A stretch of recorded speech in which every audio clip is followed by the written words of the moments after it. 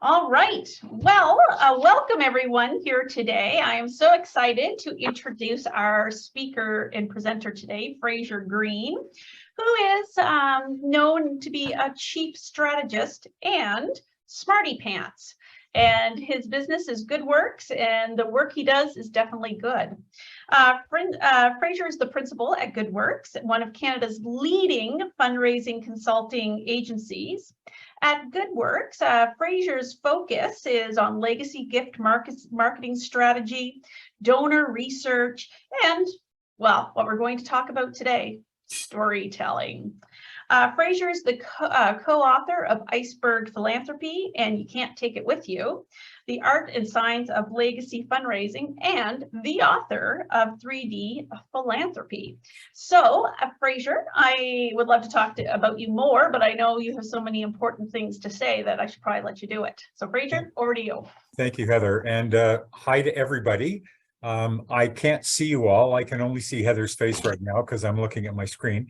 At any rate, if you have questions as we're going along, if you can do a hand up or just interrupt or get through to Heather somehow, I'm happy to take questions as we go. We're recording the session, as you probably have already seen. I'm also happy to share the deck. So if anybody wants a copy of the deck in PDF format, Heather, I'm happy to send it to you, or if people want to request it individually, whatever's easiest for people.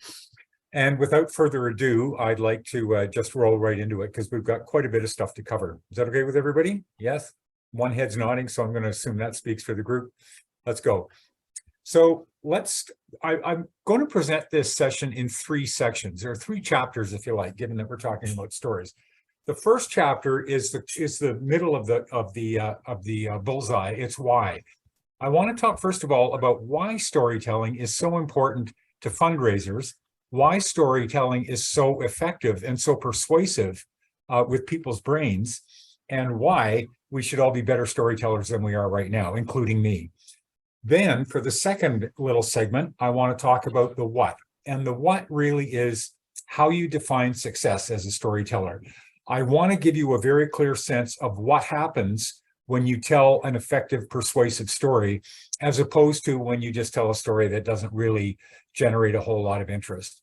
And then once we've dealt with the why and the what, I'll spend a fair chunk of time talking about the how. And I know that the circles there are different than the way I'm presenting it, but that's all right. And the how is really the 7 steps. I've boiled down my knowledge of storytelling anyway to 7 very simple components that if you have these simple components clear in your head, you're going to be able to tell a complete and an effective story.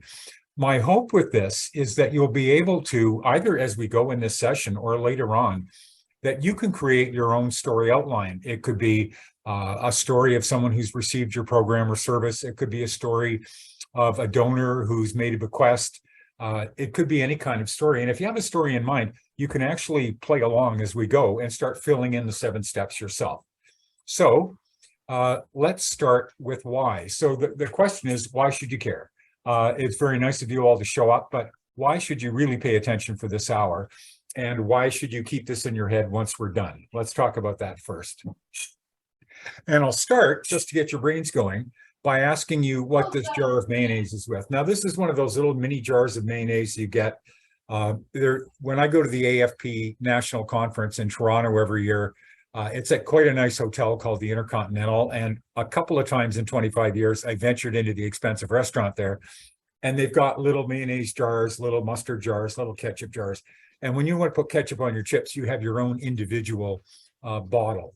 So the question I have for you is, what's this jar worth? And I don't know if there's a way we can do this, given that I can't see people. Tell you what, put it in, if you put it in the chat before I reveal, whoever is closest to the amount I'm going to tell at the end of the story, you win a copy of You Can't Take It With You, and I'd be happy to send that to you. Is that the best way to do it? I think so. Okay, so the simplest answer is that this jar of mayonnaise is worth about 90 cents. And that is not the answer to the quiz, by the way. So if you were to go online or go to a grocery supply store or somebody who services cafeterias or whatever, one of those food service companies, one of these would cost about 90 cents. If you bought like a gross of them or something. Yet there was a New York Times writer one day who was actually curious about women's shoes. He was curious about why you could get a good pair of shoes for $80, but why some people spent $3,000 on a pair of shoes. You know, was it because they lasted longer? Was it because they kept your feet drier? Was it because they were more comfortable? He couldn't come up with any functional reason why one pair of shoes would cost many, many, many times more than another. And then he started to formulate a theory. It's what do the shoes represent? It's got nothing to do with the shoes themselves. It's the shoes as a symbol. So he then went on, he decided to do an experiment. He went out to a bunch of his writer friends and he asked them to participate, and he got 50 of them to agree. And then he went to Amazon and eBay, and he went to garage sales and yard sales in his neighborhood. And he picked up 50 different random little cheap things that all cost about $1. They could have been the kind of tchotchkes that your grandma has on her mantelpiece, or they could have been like a fork or a knife or whatever. And then he gave each of his 50 writers one of these items, and he asked the writers to make up a story about the item, give it a history. And so he did the mayonnaise, and he wrote up the mayonnaise story. This particular jar had a history, and he made up the history. And then he then went on eBay, and with all of these items, along with their stories, he put them up for sale. And he found that a lot of these items got a lot more money than they originally cost. And so if you haven't entered in the chat, do it now, because I'm going to tell you. This 90-cent jar of mayonnaise went for $54.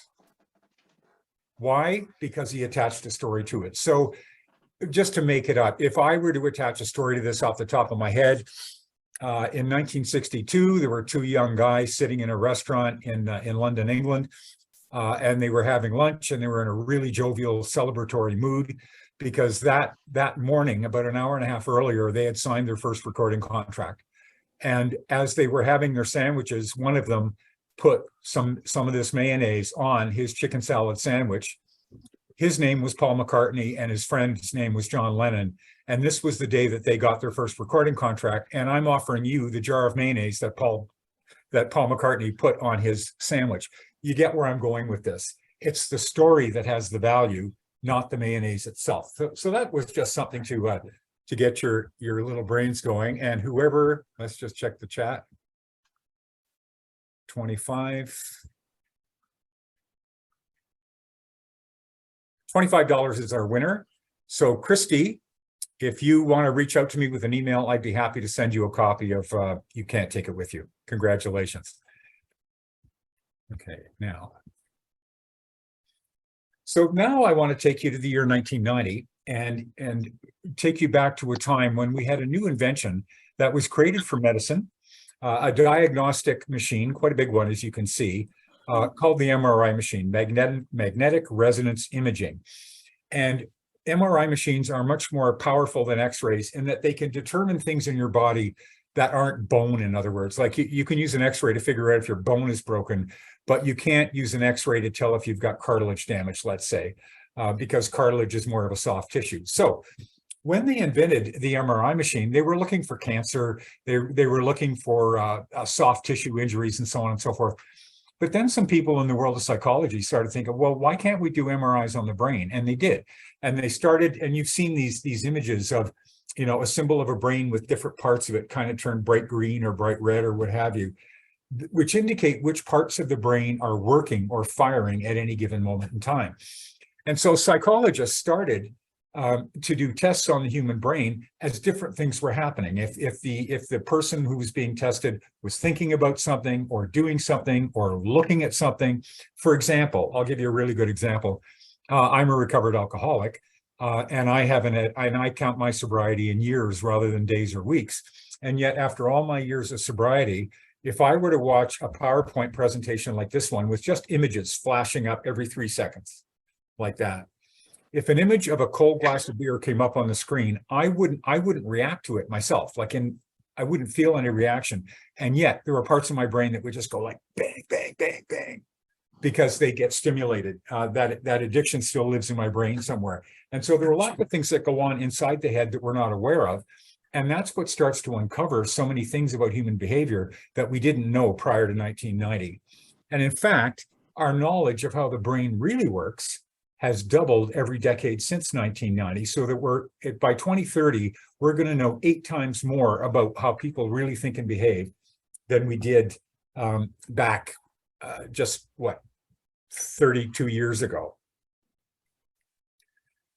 Now let's do a little bit of anthropology, if you like. Why did our ancestors invent language in the first place? I am convinced that we created language because we wanted to tell stories. And we wanted to tell stories because we wanted to survive. So imagine we're living in small hunter-gatherer communities, maybe 30 people to a little village, and we move around, we follow the antelope or whatever during their migration. Northern Canada might be the caribou, and we pick berries when we find them, and nuts and so on, and seeds.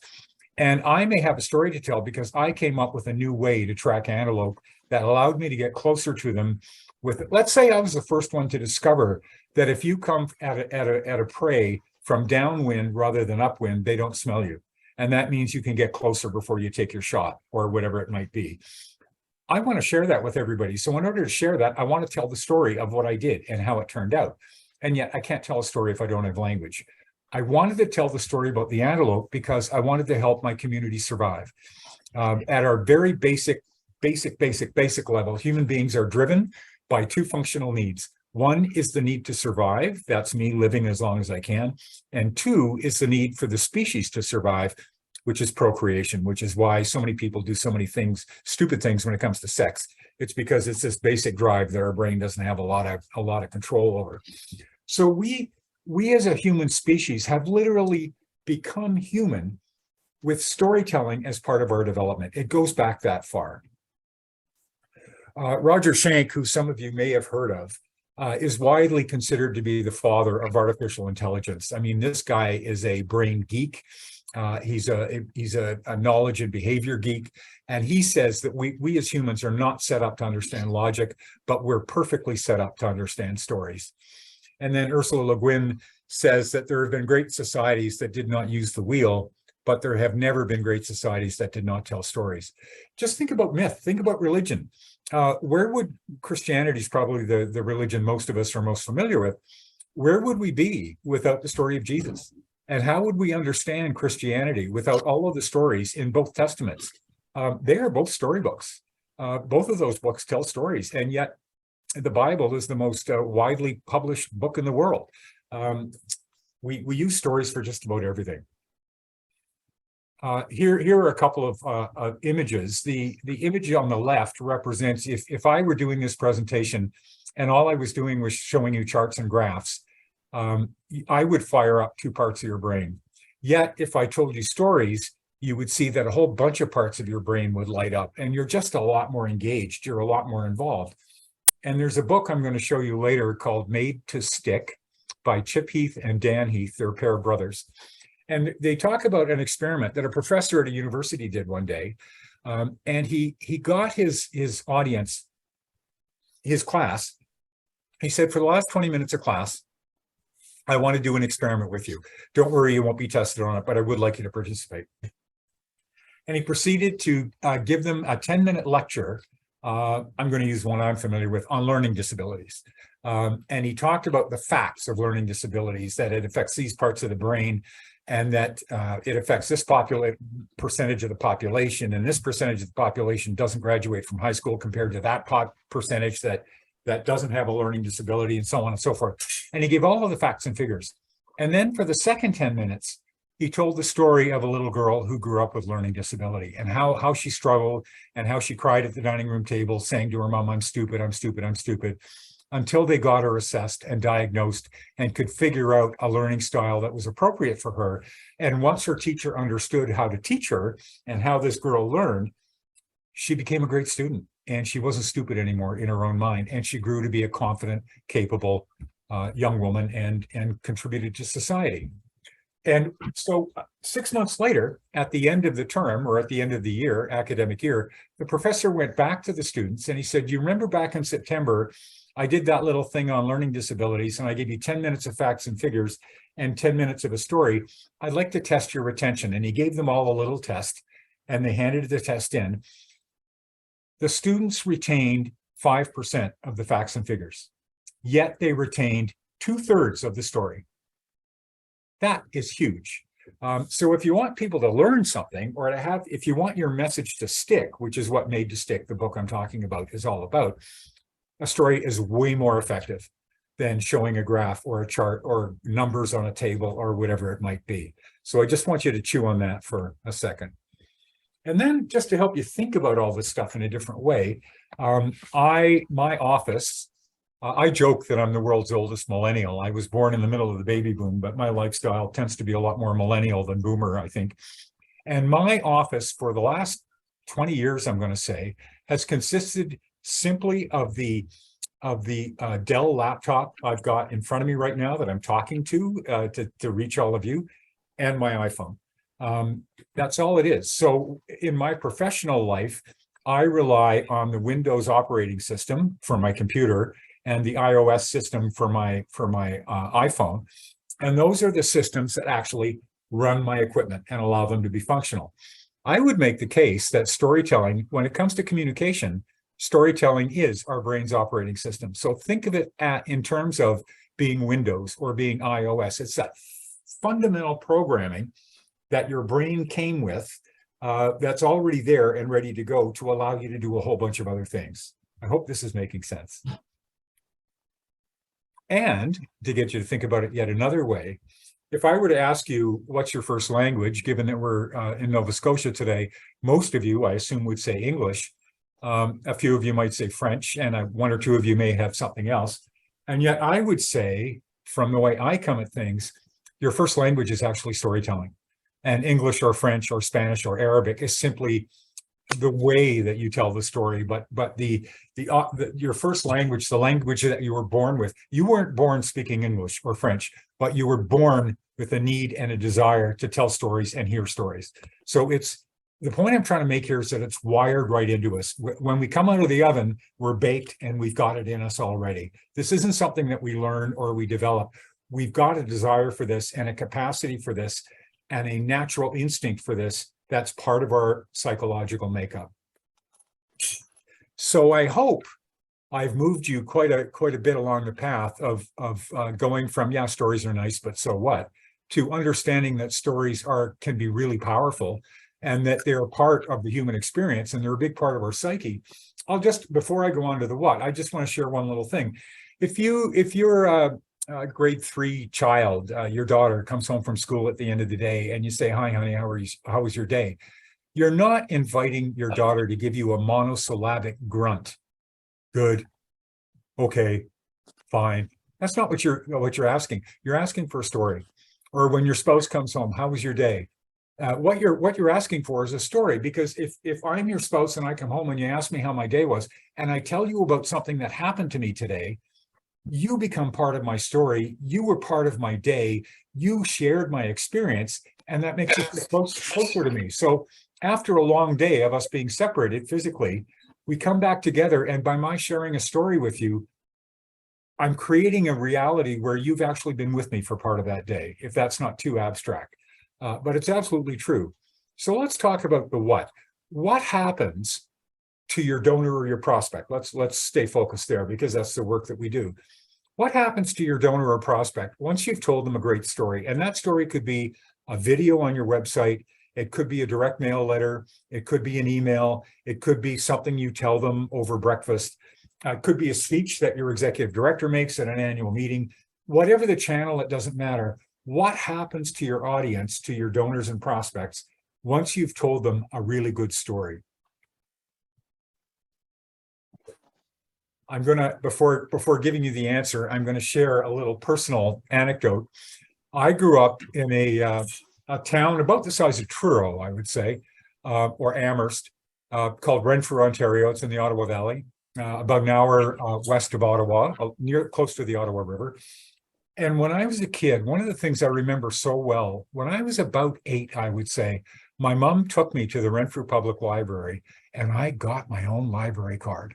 And I felt so grown up and so mature, because I could go to the library and I could get books all by myself. I didn't need my parents' permission. I didn't need them to sign for me or anything like that.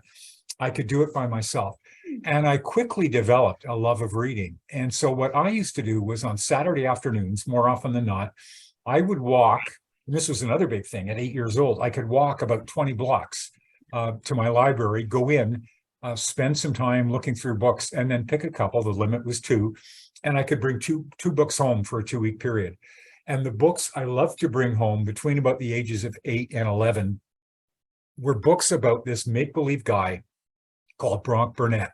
And Bronk Burnett was an American high school or college athlete. And every book was about a sports season. So his football season in grade 10, or his basketball season in grade 12, or his baseball season during his second year at university, or whatever it might be. And it starts out about how optimistic they all are about the season and how things start to really come together.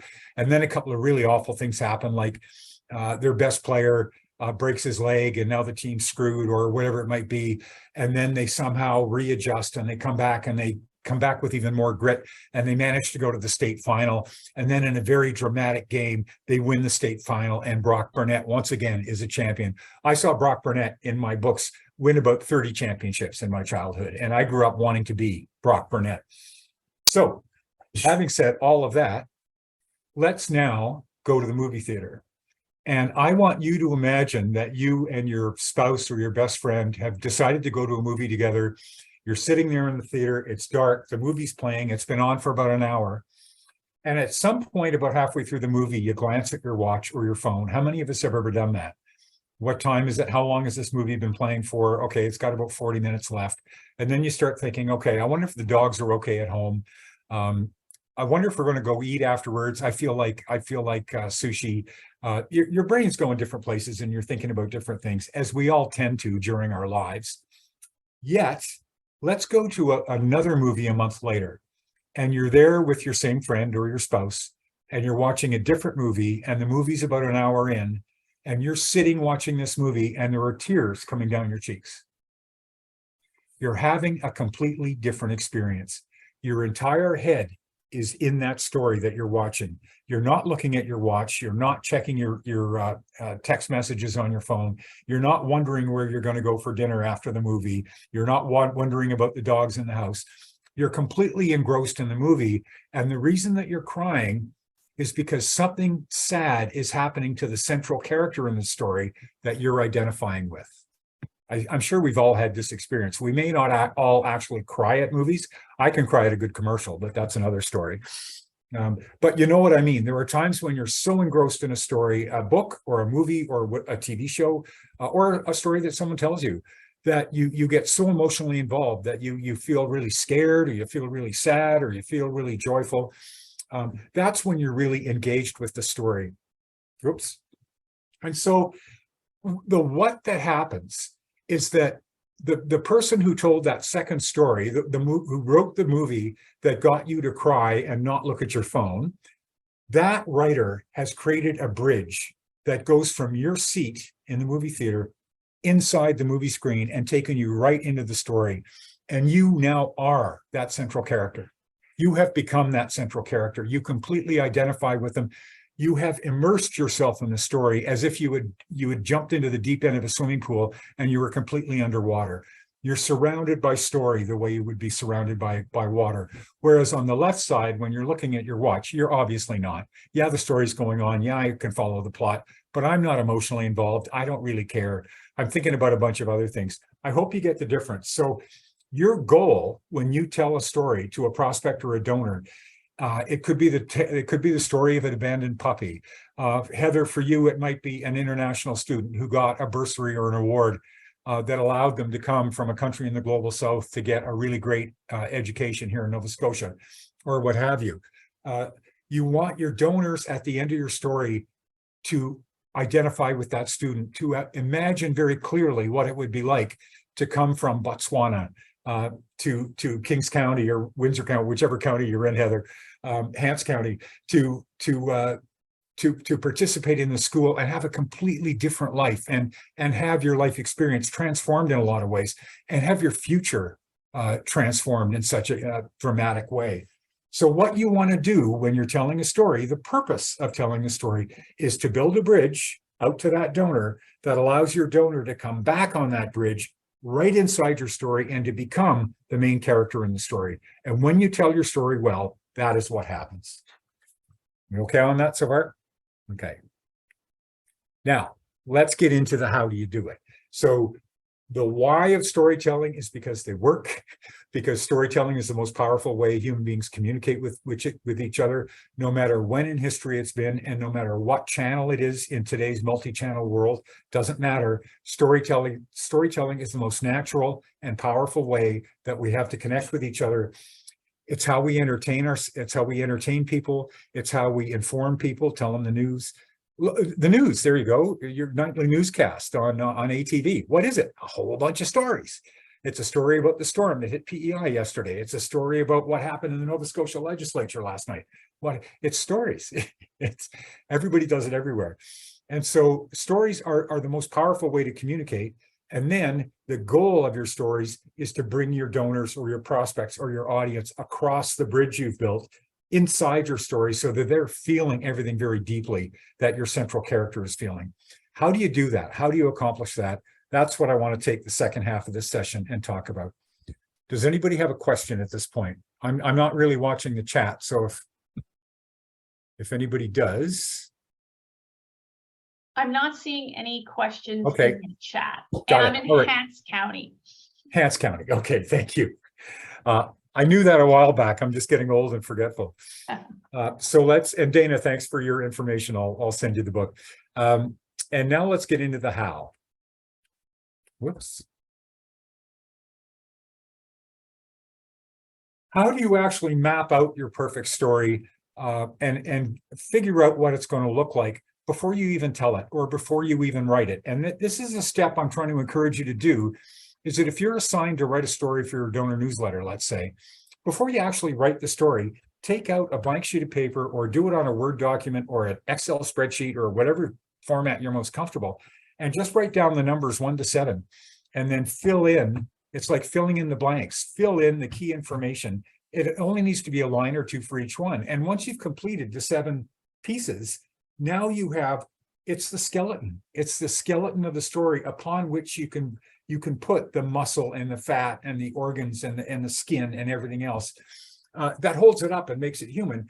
Your structure is what makes your story a story. And so that's what I want to talk about now. Those 7 elements that if you think them through before you write the story, you're going to do a better job. And if you want to create your own story as we go, and if you want to share your outline with me, if there's one that I like more than the others, I will send a copy if you can't take it with you to you as well. So this is an invitation. Email me your outline. It doesn't have to be pretty. It doesn't have to be fancy. It could be just in an email. That's fine. But I encourage you to try it if you want to follow along and try it as we go. So the 7 steps are protagonist, cast of characters, journey, nemesis, magic moment, emotions and senses, and resolution. And I'm going to talk about each of these in turn for just a couple of minutes and try to put some flesh on the bones, if you like. So the first thing you want to do in your story is choose your protagonist. The protagonist is the central character. The protagonist is the one that the story happens to, if you like, or the one who is at the center of the story from start to finish. The one I've chosen here in the image is Frodo from The Lord of the Rings. A lot of us have seen that movie or read the books. The key to choosing your protagonist as a fundraiser is to choose a protagonist who easily matches up with your audience. So what do I mean by that? Your QE2 hospital, you're doing your first renewal direct mail letter of the year. You've decided you want to do a story-based letter. It's going to talk about cancer. It's going to talk about breast cancer. And you want to decide who should the central character of your story be. Should it be the doctor? Should it be one of the nurses? Should it be the breast cancer patient? Should it be her husband? Should it be her child? Should it be her best friend? Should it be somebody else? I know that a direct mail audience tends to skew female, and it certainly skews older. So I would say to myself, okay, if my audience is going to be, let's say, 60-year-old women, if I'm trying to come up with one persona, obviously your audience is more diffuse than that. But if you're looking for the center of your audience grouping, if you like, a 60-year-old woman or a 70-year-old woman would be a good choice. Then who among that list or off the list might make the best storyteller? So if you're breast cancer person, the person who was had the breast cancer was in her 30s, then I would say the best person to tell the story would be her mother, who would be in her 60s. And the mother could be the narrator of the story and could talk about the story from her perspective in order that the other 60-year-old women in the audience can easily relate to that and more easily cross that bridge. I really hope that makes sense because it's really important. So the protagonist, I mean, you would think if you didn't put a lot of thought into it and somebody says, I need a 300-word cancer story, breast cancer story for the next edition of the newsletter, you might go straight to the person with the cancer and tell her story. And it could be a very good story, but if it's for a direct mail piece and you're trying to reach that particular audience, then you want to do it from a different person's perspective. So I would encourage you, in the protagonist, there are two key questions. Number one, what does my audience look like? And number two, who can tell this story from a place that's close to the action, if you like, but also who the audience will easily identify with: gender, age, community, whatever it might be, life experience, and put those two things together, and then you've probably come very close to who your protagonist should be. Whoops. The second element you need in your story is a cast of characters.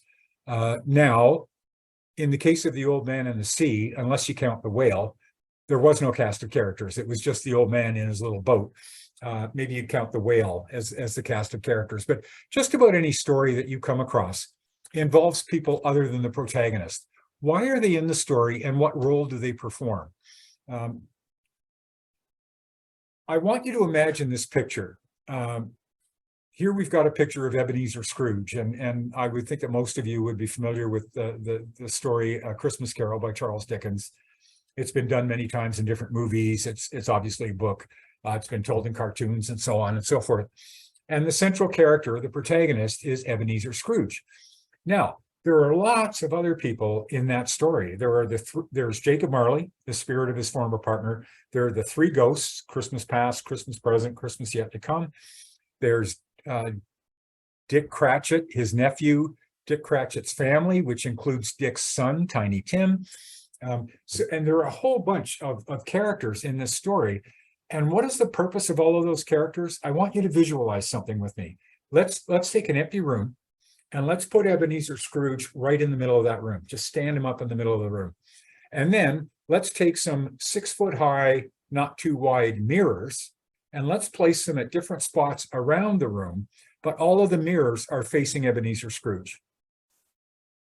The reason I'm sharing this image with you is that each member of your cast of characters reflects back on the protagonist and shows us something about the protagonist. So if you were writing a story about me, and you wanted me to show my loving side, you might choose my wife as a member of the cast of characters. If you wanted to show my nurturing, sensitive side, you might choose my daughter or my granddaughter. If you wanted to choose my playful, funny side, you might choose my brother. If you wanted to choose my philosophical side, intellectual side, you might choose my best friend.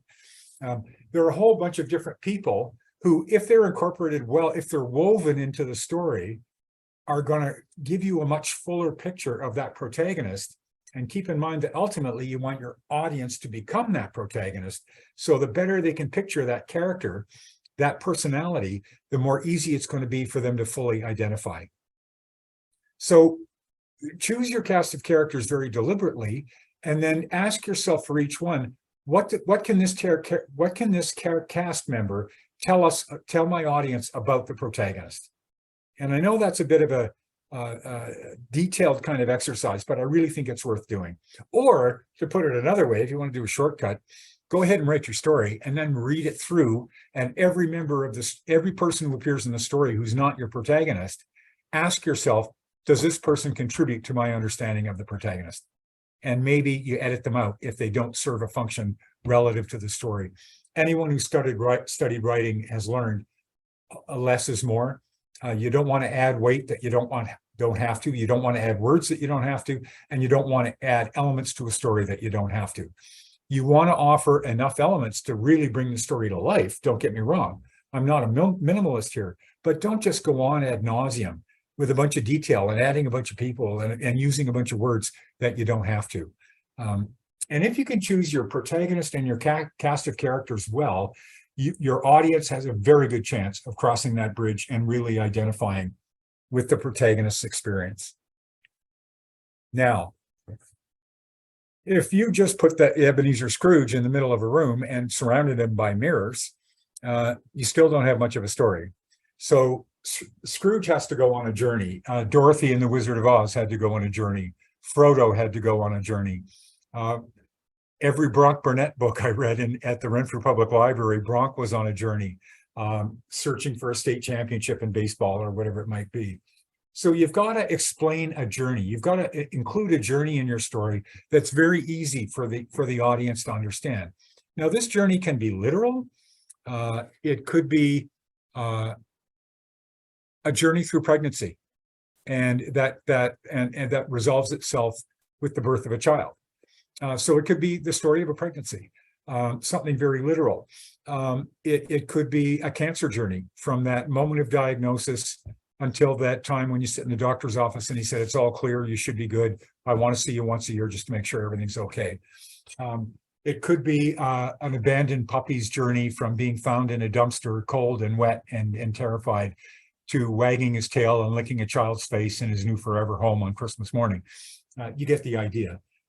So you got a starting place and a destination.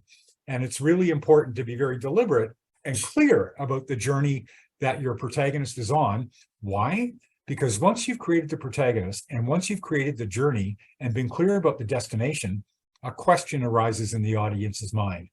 Will the protagonist make it to the destination? And that's why they're going to read the story, is they want to see how it turns out, right? We all know what that feels like. So that's where the journey fits. And it makes your story relevant. It gives it a concrete purpose. And as I said, the journey can be as varied as the number of different missions of the charities that are on this call or experiences you've had in your life. It could be any number of things. Next, okay, so I'm going to try and use my hands here and try and do it in a way that you can see. You've got your protagonist, and your protagonist wants to go on a journey from here to here. So if your story was just Fraser was a protagonist, he wanted to go shopping one day, and he made a list and he left the house and he started walking to the store 6 blocks up the street. And he got to the store and he bought his stuff and he went back home. I don't think that's going to make anybody cry. But if Fraser starts his journey and he gets 2 blocks from home and he finds a lost little 3-year-old child crying on the sidewalk and helps that child find his mom, and then he gets nicked by a car and almost gets run over, but manages to be okay. And then, you get it. So different things happen. And the purpose of the nemesis is that your protagonist starts on that journey. So you start the journey, but at some point meets a resisting force. And the resisting force wants to push the protagonist back against away from the destination, whereas the protagonist wants to push forward against the nemesis to get to the destination. Your nemesis creates tension, and the tension creates emotion. It could usually fear or anxiety or insecurity, or a lot of things like that are very common things that you experience when the nemesis comes into play. But it creates that creative tension, that dynamic that makes your story interesting and emotionally engaging. And so, as you can see, you've chosen a protagonist, you've surrounded that protagonist with a cast of characters that really bring your protagonist to life in a multidimensional way. Your protagonist is setting out on a hopefully interesting or relevant journey. So if you're a hospital foundation and you're writing about a cancer journey, hopefully most of your audience have had hospital experience and they know kind of what that's about. And then the journey is to a you're all clear from cancer message from the doctor. Who's the nemesis in that story? The nemesis is cancer. So a lot of people use the word villain for this part of the story. It could be a villain, but it doesn't have to be. A nemesis could be a disease or an illness, or your nemesis could be poverty. Your nemesis could be being a woman in a male-dominated society. Your nemesis could be a whole bunch of things. Your nemesis could be your own lack of confidence. When you see something that really needs to be done that would benefit your community, but you don't have the confidence to go ahead and do it because you're afraid you might fail. Or fear. Your nemesis might be your own fear. It's a romance story, and you find the one, and and I know she's the one, and yet I don't approach her because I'm afraid of rejection. My fear of rejection is my nemesis in trying to get to the destination of this beautiful romance I want to have with this person. I hope that makes sense.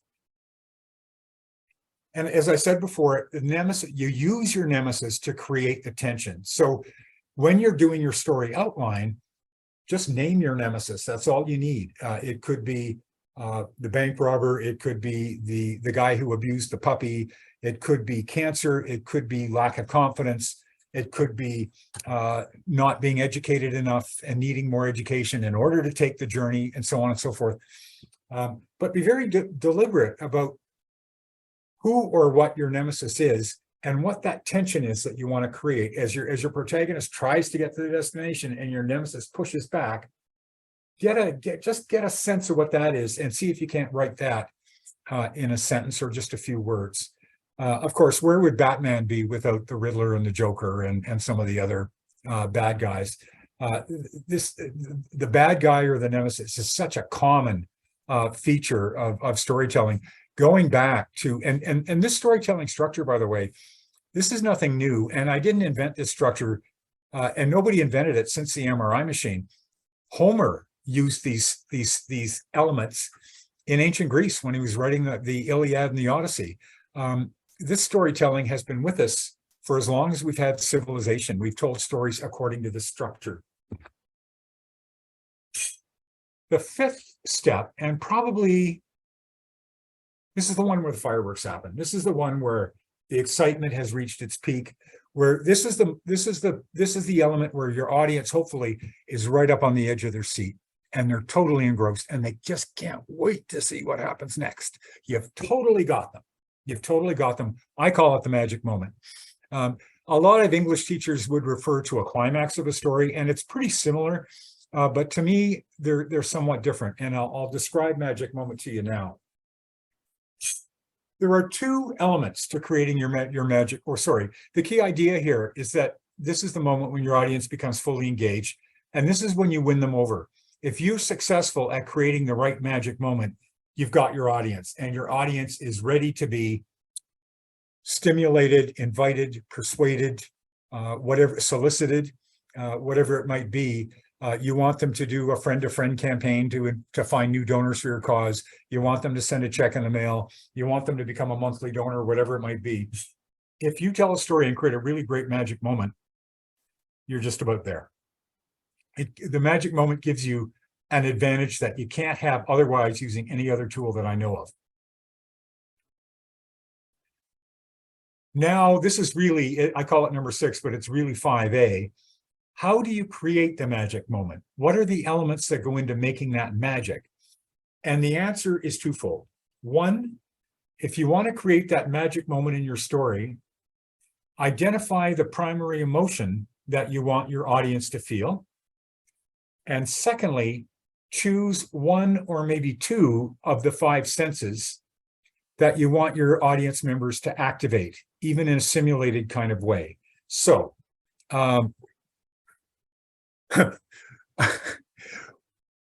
way back when I left the Ottawa Valley and I ventured off to do a university education at a place called St. Mary's University in the south end of Halifax.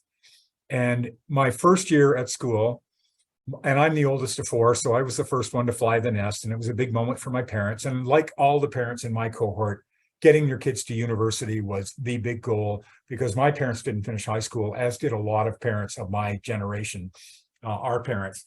And so sending a kid off to university was their badge of honor as a parent. We've done a good job. But my mother, my first year, she only did it during my first year, would write me a letter every Sunday, just before the family sat down for supper. So she had everything going, the roast was in the oven, the potatoes were boiling, whatever it might be. And she'd sit down and write me a letter. And she would always close the letter in roughly this way. Well, honey, I really should run. I can tell by the smells coming from the oven that the turkey is done to perfection. And in about 15 minutes, we're all going to be sitting around the table enjoying the turkey and the mashed potatoes and the gravy and the cauliflower. And I've got, apple pie and vanilla ice cream for dessert, whatever. I hope you're having a great week. Your father and I love you very much. I'll write to you next week. Love, Mom. So if that was the magic moment of her letter, what did she do? What was the emotion she triggered in me? It was a sad nostalgia and missing. I was missing my home. I was missing my family. I was missing my friends. And I don't know about the rest of you, but I found late Sunday afternoon in university residence to be a pretty gray, dull, kind of icky time. And what did I have to look forward to? The St. Mary's cafeteria with the gray roast beef and the even grayer gravy. I'm sure the food's a lot better now, but it wasn't in my day. And what was the sense she was appealing to? Well, maybe my sense of taste, maybe my sense of vision, if I could picture the kitchen that she was talking about and picture her taking the turkey out, but she was really appealing to my sense of smell. And by the way, of all your 5 senses, the sense of smell is the one most closely associated with memory. So if you want to bring back a memory for someone, see if you can't associate it with a smell, because that's probably the way you're going to trigger that memory the best.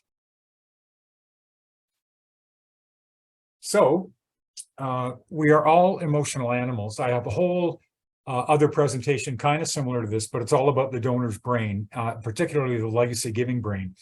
And I talk about this in a lot more detail, but we are primarily emotional animals. We have this big thing on the top of our head called the neocortex, and it's the big pink purpley wrinkle thing that we all associate with the brain. And that's where we think. That's our personal computer in our head. That's where we process numbers, language, abstract thought. This is where we connect things together, see patterns and all that kind of thing. But inside of that brain, we have another brain called the amygdala, or the mammal brain. And that's the center of our emotions. And that brain goes way further back in our history, in our evolutionary history, than this big brain on top. And that emotional brain was created to help us survive, as everything else is done. Darwin's survival or fitness of the species and so on, survival of the species. And so what emotion do we try to trigger? There are 4 primary emotions, just like there are 3 primary colors. If you drew a pencil drawing of a tree and you have one trunk, and then the trunk breaks into 4 big limbs, those 4 big limbs on your emotion tree would be happiness, sadness, anger, and fear. And then every other emotion you can think of is a smaller branch coming off one of those big branches. So depression would be sadness. Terror would be fear. Ecstasy would be happy. Rage would be anger. You get the idea. But every emotion that we feel, in my opinion, comes from one of those 4 main branches. So ask yourself, as you're creating this pivotal magic moment, what is the exact emotional feeling you want your audience to have when this moment occurs? What emotional feeling do you want this moment to trigger or to magnify or to awaken, right? That's half of it. And then secondly, what sense do we want to use to help trigger that emotion? Is it the sense of smell? Is it the sense of sight?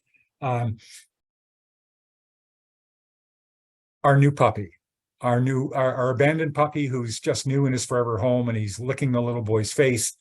How do we bring that moment to life? Well, the sight could be the wagging tail, wagging furiously. This little tiny wiggling puppy with his tail just going like this. He's just so excited and so happy.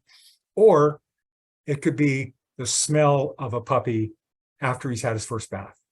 You all know what a dog smells like when it just come out of the bath. I have 2 90-pound Bernedoodles at home, and they both smell like wet barns. But especially a puppy, when you give a puppy a bath, they smell so good. Or it could be the feeling that little boy has as the puppy licks his cheek and gets his cheek all wet. You get the idea. So if you put an emotion together with a sense and really deeply describe a moment in time, that's how you create your magic moment. I really hope that was clear. I really hope I explained it well, because it's really critical to the success of your story is to create that moment. I'll very briefly share with you, this is probably before most of your times. In 1982, Meryl Streep won the Best Actress Award for her role in a movie called Sophie's Choice. And to boil it right down, Sophie's Choice is about a Polish woman who's Jewish, or part Jewish, I can't remember. And she has two little kids. She's a single mom. She has a little boy and a little girl. They're about 5 and 6.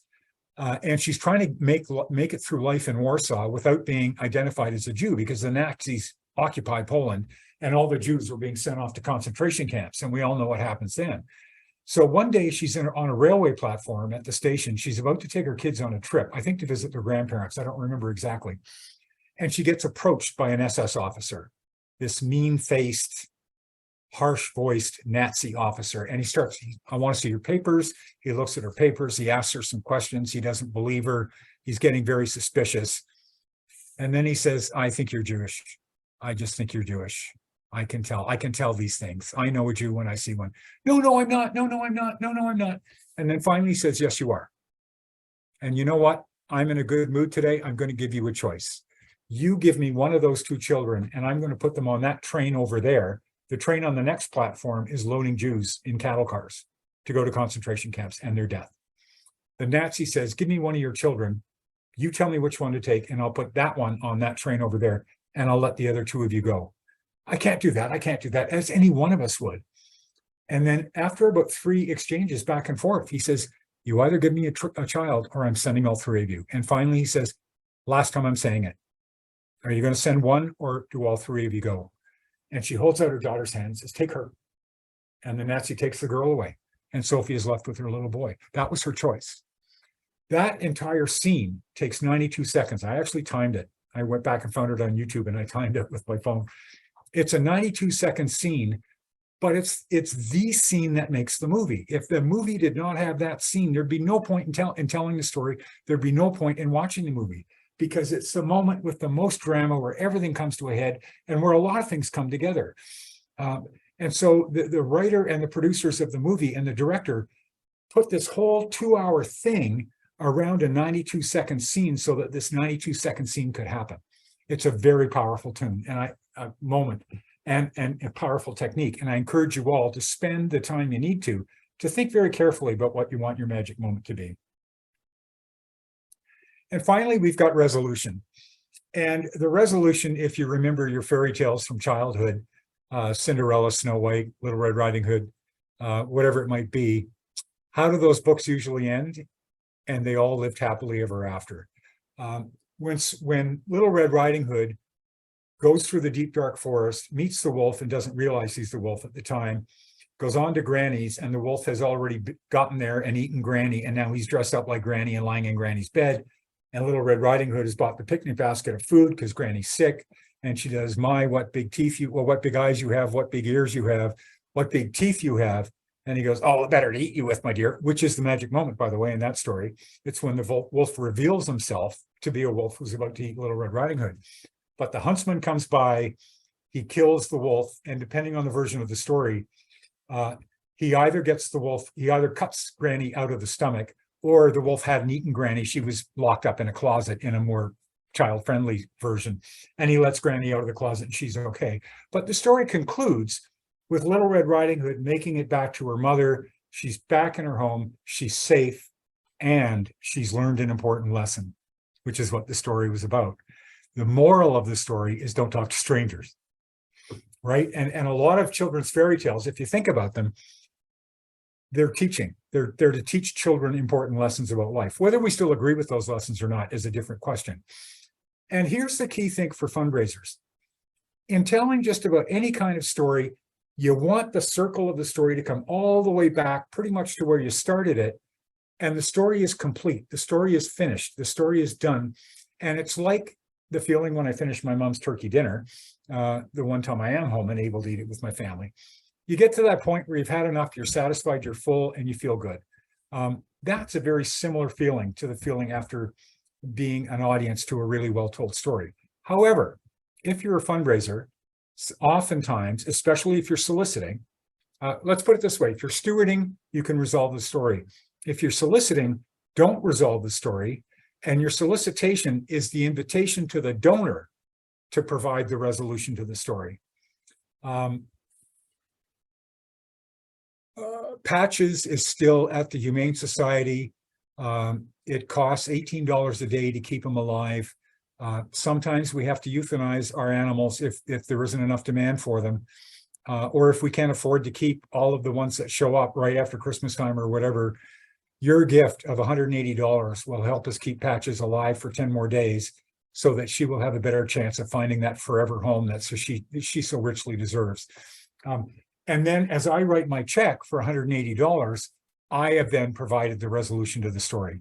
And the money can, as long as the money is used for a purpose, then making that purpose happen, the money for new research, the money for a scholarship or a bursary, whatever it might be, a Christmas hamper for the less fortunate, whatever it might be, you're inviting the donor to come in with you and co-write the end of the story. And that's a very powerful thing to do, invite someone to be part of creating this really dramatic story. And so when you're soliciting, you almost always leave the story unresolved and you invite the donor to resolve the story by making their gift. And that is a really great way to ask for money.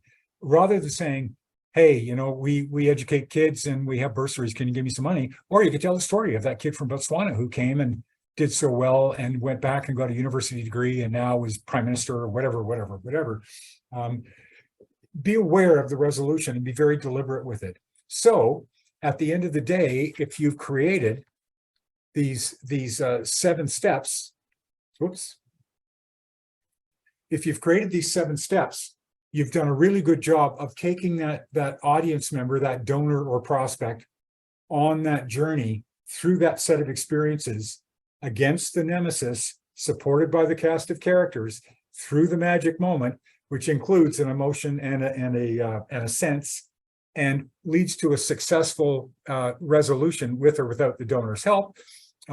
You've told a really powerful story. And if you do it that way, the donor who's listening to or reading your story is most likely to take the walk across that bridge and immerse herself in your story. And when she does that, you've got her. And I don't mean that in a manipulative way or a deceitful way, but you're trying to persuade, and you're trying to persuade with a purpose. And the way you do that persuasion is with storytelling. That's why we get paid, is to persuade people to give money. Just to wrap it up, there are 4 books that I love. One is called The Story Factor by Annette Simmons. The second one, which is neat because it includes references to the digital world we live in now, called Winning the Story Wars by Jonah Sachs. The book I referred to earlier, talking about the university experience and students' recall 6 months later, is a book called Made to Stick. And when the book came out, it actually had duct tape on the cover. That was real duct tape. It's almost all paperback now, and it's an image of duct tape, but the original book was so cool. And then I can't see Russell James's book title. It's something storytelling, because I've got a couple of faces covering it, but it's one that's written by Russell James at Texas Tech University, who has used MRI imaging on donors to talk to them about plan giving. And that's a whole cool thing in and of itself. But these 4 books, if you read these 4, sorry, that's my timer telling me I'm done. If you read these 4 books, you're going to know as much as I do pretty much about telling stories. And the one thing I want to leave you with on these books, they're all interesting to read. They're not like textbooks. They're not turgid. They're not dry. You don't have to push yourself. Okay, I'm going to read 5 pages a day, no matter what. You'll enjoy reading them. So I encourage you to pick one, get started, and see where it takes you. So I'm going to do it this way. I don't have time. We don't have time in this hour because the hour's just up to do kind of a debrief with you live in real time. But as I said earlier, if any of you want to send me an outline or even a partial outline, if you've tried to do on going along during this hour, I'd love to see it. And if I like it, I'll send you a copy of our latest book, You Can't Take It With You. Fraser, do you have a moment just to answer a couple of questions? Yes, I do. I've got all the time in the world. I'm trying. Oh, okay, because I have us booked for 75 minutes. Oh, so okay, okay, we sure. have an extra few minutes to play around with. I can stay as long as you want me to. Pardon? I can stay as long as you want me to. Oh, wonderful. So one of the questions that came through the chat was, can the nemesis also create need?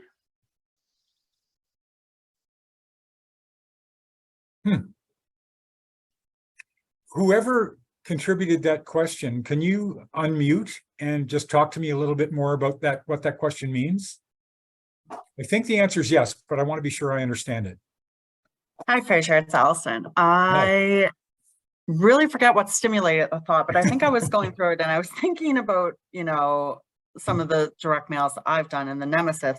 It could be cancer, you know, in our capital campaign, it's been, you know, the nemesis is really the aging of our facility at South Shore Regional, and it then creates the need. And so like the nemesis, yeah, I guess I was just kind of playing around with that because I get what the nemesis does in a story, but when it comes, healthcare is a little more dry. Well, when you're talking about like capital campaigns and stuff like that. So that's all. Well, and to come at it a different way, you and I have different brains, and that's fine because we all come at things from different angles. I would tend to use the aging institution as more part of the journey. The journey is to have a new institution, and the nemesis might be indifference, complacency, lack of awareness. You know, writing to your donors, you might say, you may not know this, but it takes 5 months in Queens County to get a mammogram these days. Or you see what I mean? And the nemesis is still sickness and death. Or whatever. So you can always move the pieces around. It's kind of like a chess game. There's no one way to get to the destination. Well, all I'm trying to do with this session is make you aware of the 7 elements that if you include them all, your odds of really reaching your audience in a powerful way are going to be greatest. But it's a very good question. Thank you. And Fraser, I have a question. Sure. So actually you've now, so having a sad ending is okay, because that's where you're actually allowing your donors to help get to the resolution that could make people happy. Yeah. So it's okay to not end positively. I'm going to do a spoiler alert. So if any of you have not yet watched the series 1883 on Amazon Prime, I believe, it's the prequel to Yellowstone. It tells the story of how the people who started the Yellowstone Ranch got to Yellowstone. So I won't give it away. No, I won't do that. I'll do it a different way.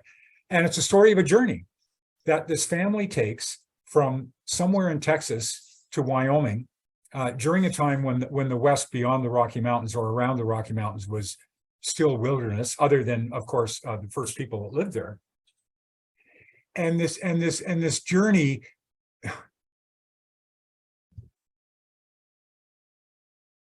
one of the characters in the story meets an unfortunate end at a certain point in time and at a certain place.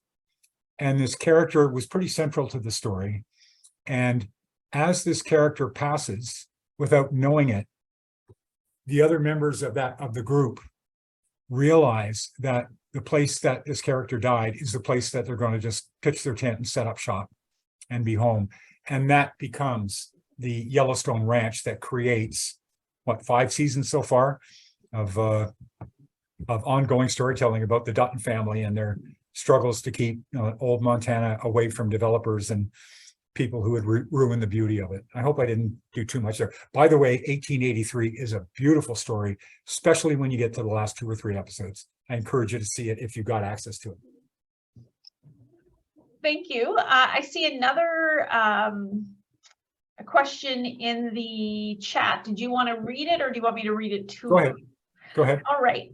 Any tips for if we don't want to villainize the nemesis? My organization supports military service members with recreation while deployed. So the nemesis is deployment.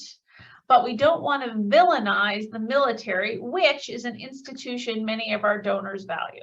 Yeah, excuse me if I'm too blunt, but I don't think the nemesis is the military at all. The nemesis is boredom and inaction and lack of recreation, lack of playtime that all humans need. You know, how many guys go to a golf course, or how many people go to a golf course on Sunday morning to unwind and have fun and whatever, or whatever it might be. Or my wife has dinner. My wife has 5 girlfriends that she grew up with, and they're still best friends, the 6 of them in their 50s. And they go for dinner once a month on Thursday night. And often 4 of them are still in Ottawa, 2 of them are in Montreal. Often the 2 in Montreal will come to Ottawa for that dinner. They're very close. And that's a very important time. So I would create the nemesis as boredom and inactivity, and just the life, the drudgery that can accompany a foreign posting in a camp in, you know, Afghanistan or wherever it might be. And that this recreation is such a welcome infusion of fun and energy, and it recharges the battery so that those military people can do the best job possible and the job they were sent there to do. And that makes us all so proud of them. So the military can absolutely come out being the good guy in that story if you want it to. And the comment that followed was valuable insight. Thank you. Oh, thank you. All right, so Fraser, I don't see any other questions. If there are, would you put them in your chat or unmute and ask Fraser before we let him slip away? Fraser, I've done this session, I don't know, a dozen times, probably over the last couple of years with different groups, sometimes live, often on the web. And I've just come up with a question that I've never thought of before, but I'm going to ask it of all of you. The next time a story makes you cry, I want you to think of me and this hour that we've just spent together. And then to ask yourself, am I a better storyteller now than I was the day that we all got together? That's my little challenge to you. And again, if you want to reach out to me and send me an email and say, Fraser, I was watching this last night and I cried and I asked myself the question and this is my answer.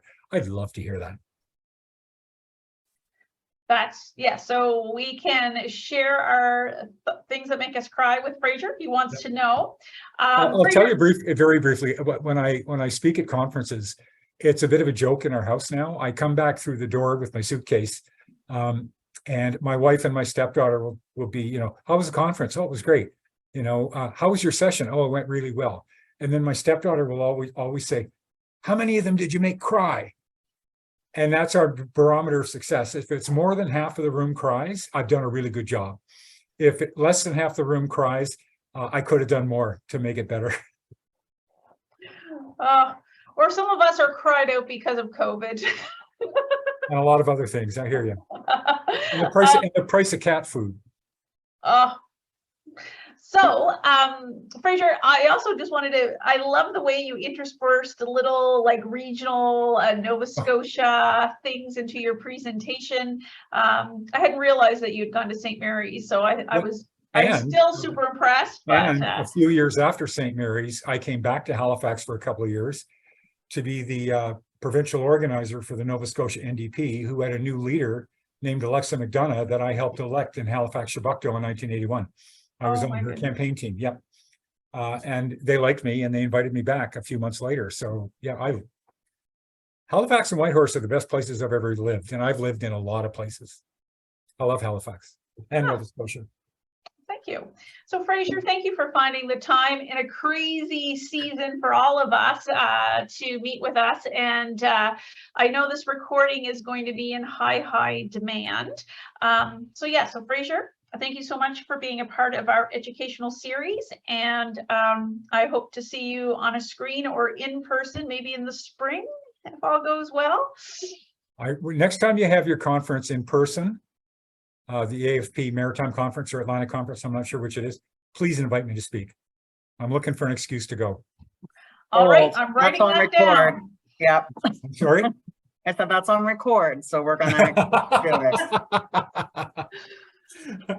Okay, guys, it was a real pleasure doing this, and I really appreciate you all coming, and I hope everybody got something out of this that will help them in some small way, maybe, or a big way, maybe, to tell better stories and raise more money and advance your mission, because that's why we all do this work. Thank you. Thank you, Fraser. Thanks, Fraser. And thank you to everyone that found time during the craziest season to join us today.